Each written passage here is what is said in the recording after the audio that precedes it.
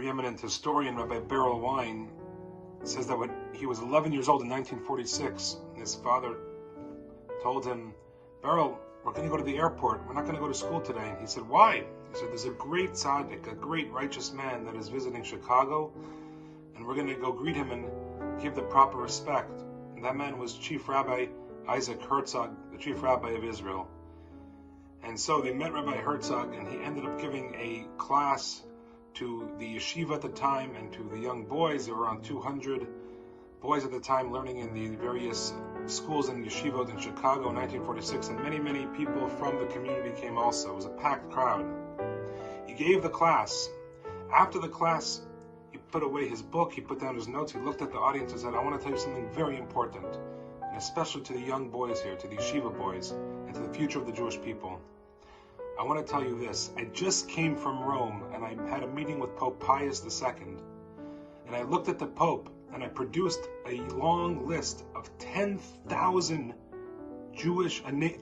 names of Jewish boys and girls who were all taken by the Catholics and raised by the Catholics during the war because their parents left them with the Catholic Church to save them from the Nazis." And I turned to the Pope and I said, "I have here a list of 10,000 Jewish names. I know their names. I know they're Jewish. You know that I know, and you know you know where I can find them. Give them back to me. We gave them to you as a loan to save their very lives. Thank you for saving their lives. You must give them back." And Pope Pius said, "I cannot do that." And Rabbi Herzog begged just one, even one Jewish child. He said, "I can't even give you just one. We have a rule that when a child is baptized into our religion, they can never return to the previous religion. And so I cannot give you even one child back." At that moment, Rabbi Herzog was saying the story to all these people in Chicago in 1946.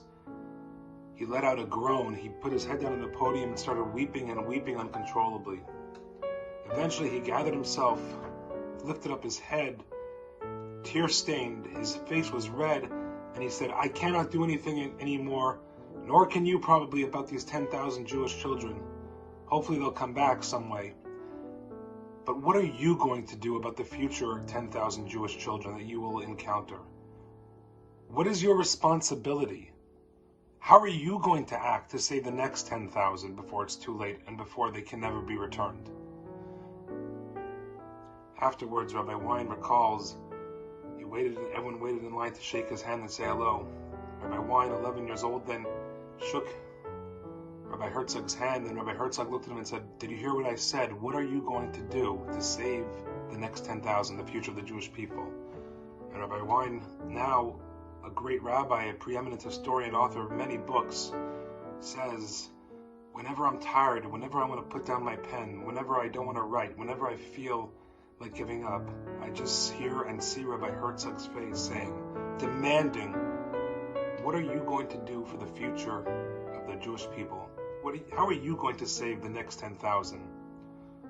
I think this dovetails beautifully with what I said last week about the Aish Vision 2030. The mission and vision of Aish Torah is now to reach and engage 3 million Jews by the year 2030 with authentic Jewish wisdom.